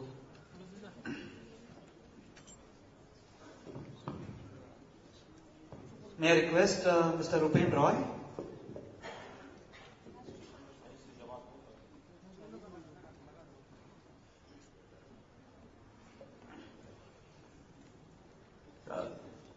Sir, thank you for sharing with us the Gujarat model of one-third, one-third, one-third. आपका परिचय बता देंगे तो। My name is Rupen Roy. I am a Vice President of Indian Chamber and I also work for Deloitte. Sir, this Gujarat model, Gujarat has a very rich tradition of entrepreneurship and a long history of business. Will this model require any adaptation in agricultural states like Bihar, for example? That's my question. देखिए, हमारे देश में और कहीं पर भी एक जिले का मॉडल बगल के जिले में भी वैसा का वैसा लागू होगा, ऐसा कभी होता नहीं।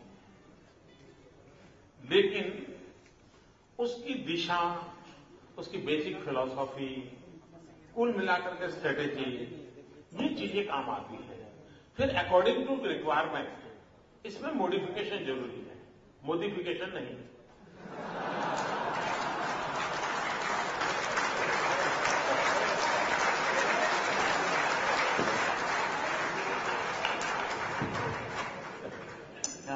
आशीष झुंझुनवाला।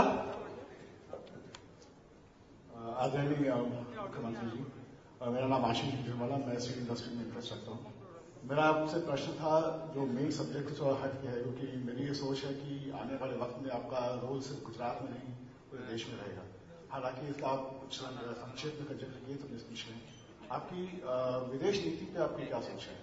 अपना देश अपने सारे पड़ोसी देशों से वर्चुअली झगड़ रहा है, तो उसमें अगर आपको चर्चा करें। धन्यवाद।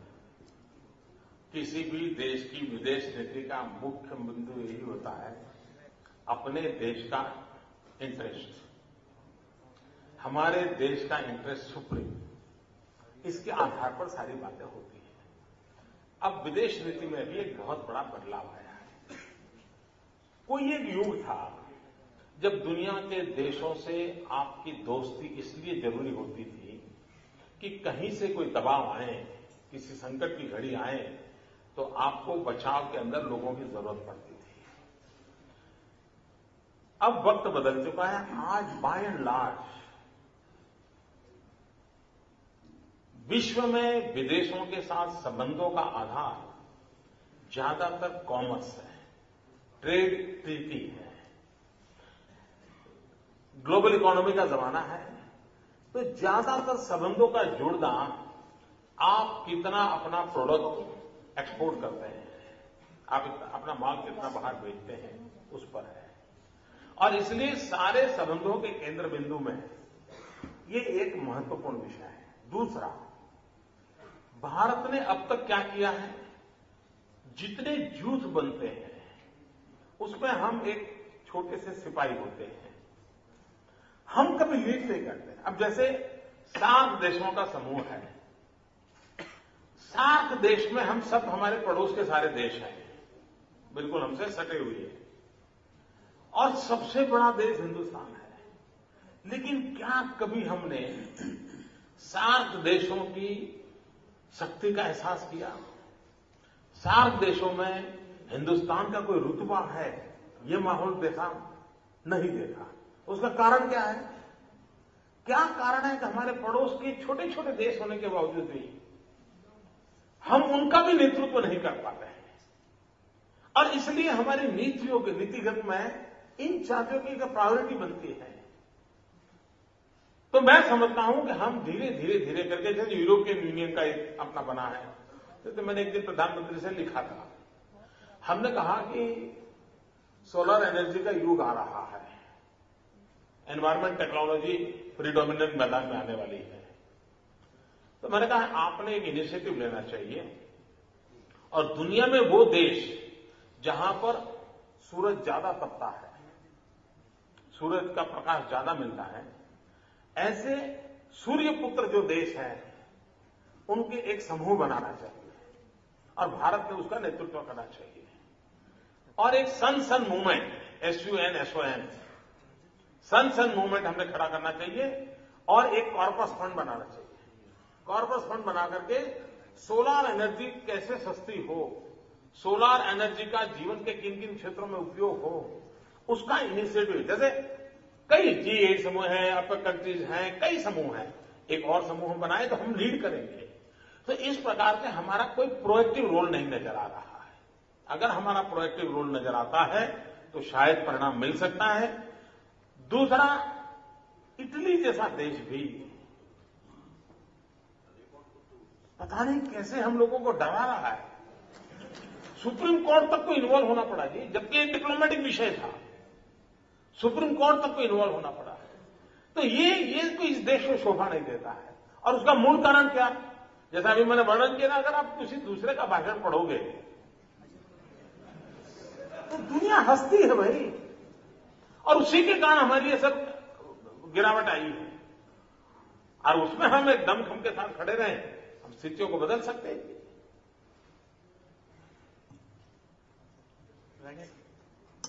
Thank you sir. Excuse me. अच्छा विषय आपने कहा। ये बात सही है कि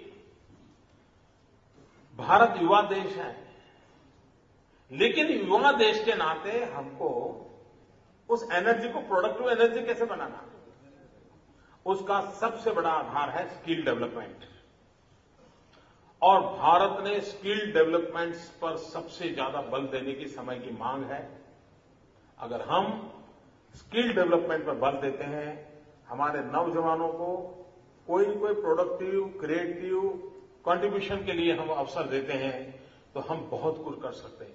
अब छोटा सा विषय है, जैसे दुनिया को मिलियंस ऑफ मिलियन टीचर्स की जरूरत है। दुनिया के पास टीचर नहीं है, हमारे पास नौजवान है।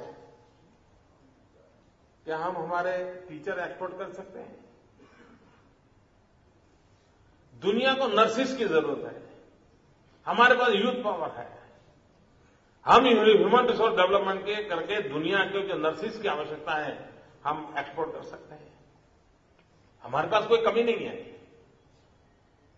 और हमारे लोगों में क्षमता भी है दुनिया की सेवा करने की। यानी इतना बड़ा काम हम स्किल डेवलपमेंट के माध्यम से कर सकते हैं, वोकेशनल ट्रेनिंग के माध्यम से कर सकते हैं कि हम पूरी आर्थिक व्यवस्था में एक नई शक्ति को जोड़ सकते हैं और उस पर बल देना चाहिए। Mr. Sudhir Jalan wanted to ask a question. Can we have the mic here quickly?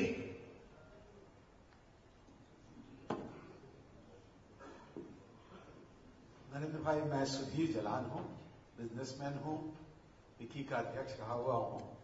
मेरा कई बार सौभाग्य हुआ गुजरात जाने का, और जो आपने टूरिज्म की बात कही और रिलीजियस टूरिज्म की बात की, मैंने देखा द्वारकाधीश, सोमनाथ जाकर, और गुजराती की तरह बंगाली भी बहुत बड़ा टूरिस्ट है, लेकिन यहां टूरिज्म का इतना बड़ा पोटेंशियल है और हमारी मुख्यमंत्री चाहते भी हैं कि यहां बढ़े, स्विट्जरलैंड बने या लंदन बने, तो इसमें कुछ मदद कर सकते हैं आप?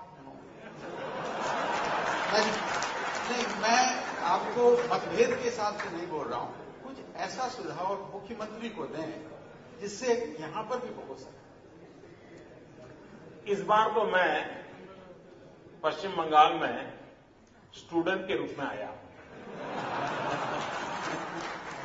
और एक विद्यार्थी का काम होता है सबसे ज्यादा सीखना। तो मैं इस बार की मेरी प्रायोरिटी सीख करके जाने की है। तो और बंगाली अच्छे टूरिस्ट हैं ये मैं मानता हूं, क्योंकि मैंने वर्षों तक नॉर्थ में काम किया था, हरियाणा, हिमाचल, पंजाब, जम्मू कश्मीर, चंडीगढ़, सारा इलाके में मैं काम करता था। और मुझे समूह में जो टूरिस्ट मिलते थे, या तो गुजराती मिलते थे या बंगाली मिलते थे। तो ये बात सही है कि बंगाली आर बेस्ट टूरिस्ट। और दूसरा, वो ऐसे मेहमान है कि यजमान को कभी कोई दिक्कत नहीं होती है। कभी मैंने बंगाली टूरिस्ट आए हो और कहीं झगड़ा चल रहा है, ऐसी कोई घटना ही नजर नहीं आएगी। इतने अच्छे लोग, इतने अच्छे लोग। तो हम तो चाहेंगे ज्यादा से ज्यादा गुजरात में आइए।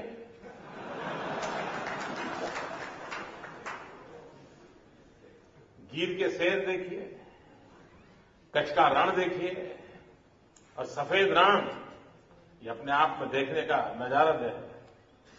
यानी चांदनी रात में ताजमहल देखना और चांदनी रात में सफेद रण देखना, आप कल्पना नहीं कर सकते क्या दिव्यता की अनुभूति होती है। तो अच्छा हुआ जालन जी ने बंगाली अच्छे टूरिस्ट हैं वो मुझे याद करवाया, ताकि मैं अपने गुजरात का काम करके जाऊंगा। वैसे बंगाल भी काफी अच्छा टूरिस्ट डेस्टिनेशन है। हमारे यहाँ पे बड़े हाई प्रोफाइल टूरिस्ट आते हैं, आज आप देख रहे हैं उनमें से एक। Since we have limited time, so this is the last question, and may I request Rakesh Shah. आदरणीय मोदी जी, मैं Rakesh Shah, vice president Bharat chamber, और गुजरात से मैं कॉटन जिनिंग इंडस्ट्री से जुड़ा हुआ हूं। मेरा एक प्रश्न जो है हेल्थ सेक्टर को लेके है।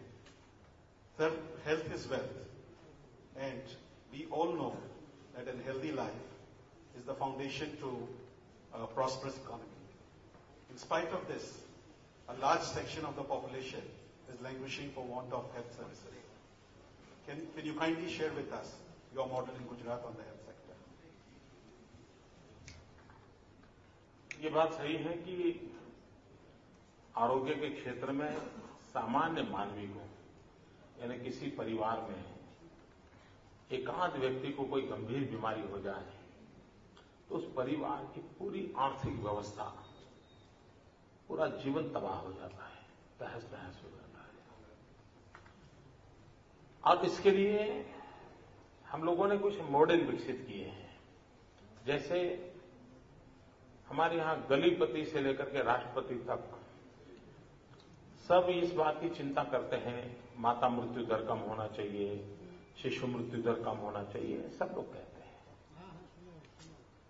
और ह्यूमन डेवलपमेंट इंडेक्स के अंदर भी दुनिया के अंदर ये विषय आता है। हमारे देश में कभी कहीं ट्यूबवेल के अंदर मानो एक आध बच्चा गिर जाए तो 24 घंटे रनिंग कमेटी चलती है, सारे टीवी कैमरा वहां लगे रहते हैं, मजबूरन राजनेताओं को भी वहां जाना पड़ता है, लोग भी बड़ा मेला लगता है, और फिर वहां से समाचार आते हैं कि बच्चे ने सांस ली, बच्चा थोड़ा हिल रहा है, आर्मी आ रही है, गड्ढे गोदे जा रहे हैं, वगैरह वगैरह। एक बच्चे की मुसीबत पूरे देश को टीवी के कैमरा के पास बिठा देती है। विशेष करके माताएं बहनें खाना भी नहीं खा पाती, वो देखती है और रोती है मन में। कोई रिश्ता नहीं, कोई परिचय नहीं, लेकिन मन को करता है बच्चे का क्या होगा, हर एक को पीड़ा होती है। लेकिन हमारे अगल बगल में ही प्रसूति में कितने बच्चे मर जाते हैं, हमारा ध्यान तक नहीं जाता है। किसी ने शादी की हो, 20, 22, 25 साल की उम्र हो और पत्नी का स्वर्गवास हो जाए, आप कल्पना कर सकते हैं उस परिवार का, उस नौजवान का, जिस लड़की की मृत्यु हो जाती है उनके परिवार का क्या होता होगा। पूरा यानी उनकी तो सारी जिंदगी एक प्रकार से खत्म हो जाती है। उसका उपाय क्या? हमने एक मॉडल बनाया पब्लिक प्राइवेट पार्टनरशिप का, और हमारे राज्य के गायनेकोलॉजिस्ट डॉक्टर्स थे, उनको हमने रिक्वेस्ट किया कि अगर किसी गरीब परिवार की महिला की प्रेगनेंसी में डिलीवरी की सारी व्यवस्था अगर आप जिम्मा लेते हैं तो हम एक चार्जेज उनके साथ एमओयू करके फिक्स किए, वो पेमेंट हम देंगे। मेरे यहां 10 साल पहले मुश्किल से 50-55% इंस्टीट्यूशनल डिलीवरी थी। ये पब्लिक प्राइवेट पार्टनरशिप का मॉडल लाने के कारण, गायनेकोलॉजिस्ट डॉक्टरों को हमने साथ जोड़ने के कारण आज करीब करीब 96% इंस्टीट्यूशनल डिलीवरी पर हम पहुंचे हैं, 96%। और उसका लाभ गरीब माताओं बहनों को मिल रहा है। उसी प्रकार से हमने हॉस्पिटल्स में भी पब्लिक प्राइवेट पार्टनरशिप का मॉडल खड़ा किया है। जैसे हॉस्पिटल में हम आधुनिक से आधुनिक साधन रखने के लिए पब्लिक प्राइवेट पार्टनरशिप का मॉडल करते हैं। लोग आते हैं, अपना मशीन लगाते हैं, रेट्स हम नक्की करते हैं, लोगों को सर्विस मिलती है। उसी प्रकार के पुराने हॉस्पिटल कैंपस बहुत बड़े बड़े होते हैं।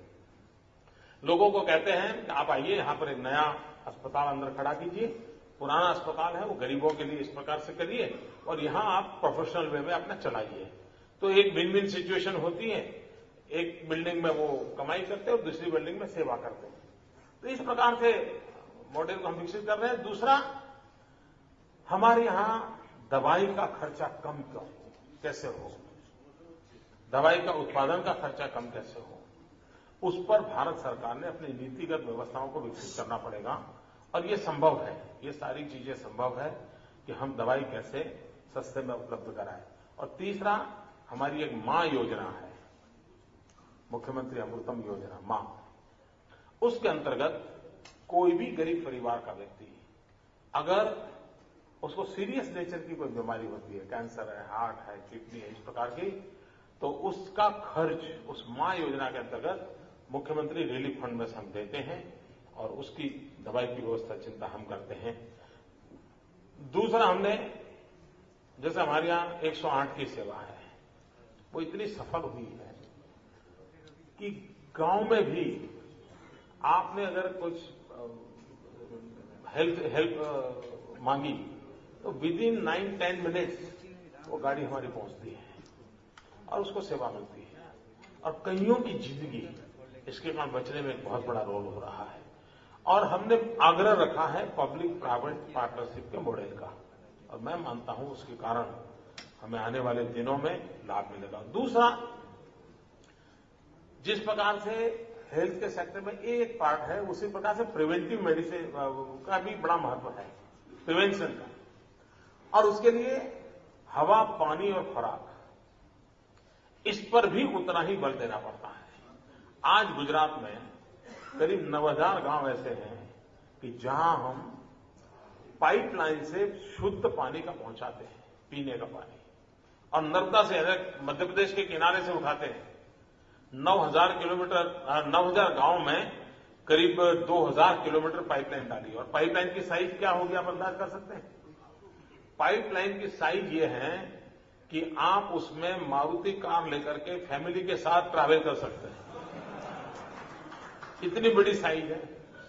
और उसमें से हम अब शुद्ध पानी पहुंचने के कारण बहुत बड़ा फायदा होता है। दूसरा, हमने फोर्टिफाइड तेल, फोर्टिफाइड आटा, फोर्टिफाइड नमक, इसके एक गरीबों के लिए प्रबंध किया है, और उसके कारण उनके शरीर में जो कुछ भी न्यूट्रिशनल वैल्यूज की आवश्यकता है वो उससे पूरक होती है। और तीसरा, जैसे हमारा अहमदाबाद शहर 5 साल 6 साल पहले पूरे विश्व में सर्वाधिक एयर पॉल्यूटेड सिटी में उसका नंबर था, सर्वाधिक एयर पॉल्यूटेड। हमने सारा हमारा ट्रांसपोर्टेशन सिस्टम सीएनजी पर कन्वर्ट कर दिया, और उसका परिणाम यह हुआ है कि आज दुनिया के हवा में शुद्ध शहरों में अहमदाबाद का नाम जुड़ गया है। यानी एक जमाना यहां था, एक जमाना यहां पहुंच गया। तो हम ऐसी कुछ चीजें, हवा, पानी, खुराक, उस पर कुछ अगर स्टैंडर्ड मेंटेन करें तो भी लोगों को बीमारी से बचाया जा सकता है। तो सरकार का काम है दोनों तरफ काम करना, बीमार होने के बाद की चिंता भी करना और बीमार ना हो उसकी भी चिंता करना। और दूसरी प्रकार से हमने एक काम किया है, स्कूल हेल्थ प्रोग्राम। हर वर्ष हम स्कूल के हर एक बच्चे का मेडिकल चेकअप करते हैं, और हर वर्ष करीब 60-70 हजार बच्चे ऐसे मिलते हैं जिनको चश्मा का नंबर है लेकिन बेचारे को पता नहीं, तो हम उसको चश्मा देते हैं। हर वर्ष 5-7 हजार बच्चे ऐसे मिलते हैं कि जिनको जन्म से सीरियस नेचर की बीमारी है और उसके गंभीर प्रकार के ऑपरेशन करवाने होते हैं। कुछ बच्चे ऐसे ध्यान में आते हैं कि जिनको मुझे चेन्नई या बेंगलोर भेजना पड़ता है ऑपरेशन के लिए, और 12-12, 15-15 लाख रुपए खर्चा एक एक बच्चे के पीछे होता है। वो हम खोज करके निकाल के उनको इनकी व्यवस्था करते हैं। तो एक प्रकार का हमारा प्रोएक्टिव वर्क भी है कि जिसके कारण हम उसको जीवन को सुरक्षित करने की दिशा में प्रयास करते हैं। Thank you, sir. We are overshooting the time, so the last question from Mr. Khetan. Excuse me, sorry. Media के लिए मैं अलग से आने वाला हूं। Excuse me. मैं मीडिया के लिए अलग से आऊंगा। Sir, the last wish, the last desire. नहीं, ऐसा मत करो। आपको बहुत लंबे जीवन है, आपका बहुत लंबा जीवन है। आप कोई जल्दी मत करो, देश को आपकी जरूरत है। कोई लास्ट विश नहीं होती। The last destination for every politician is to lead the country and to occupy the top post, that is the Prime Minister of India. Sir, what would be your desire on this? I'm not politician. Politician may have, but I am not a politician. I'm a political person. Thank you. Thank you, भैया, धन्यवाद. Okay, thank you so much. Now I request Sri Sanjay Agarwal, our Senior Vice President, to offer his vote of thanks. Modi ji की सलाह अनुसार सबसे पहले तो मैं अपना कागज चेक कर लेता हूं। It's my lifetime opportunity to propose a vote of thanks for a national leader like Narendra Bhai.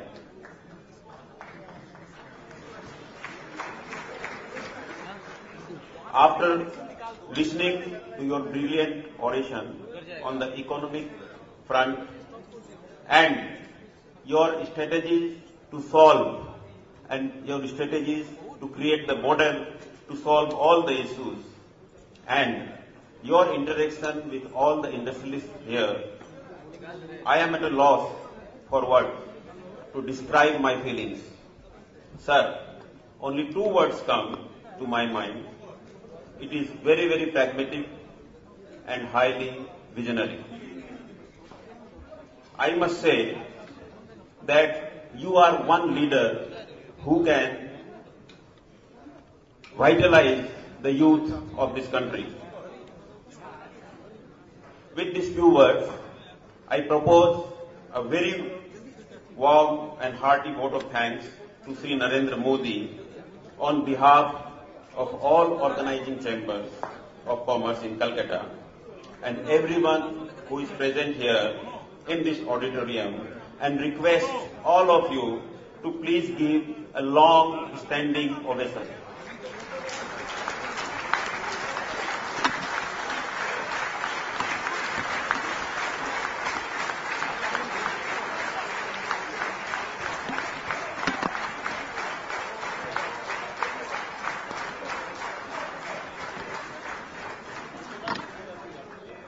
I personally thank Modi ji because due to whatever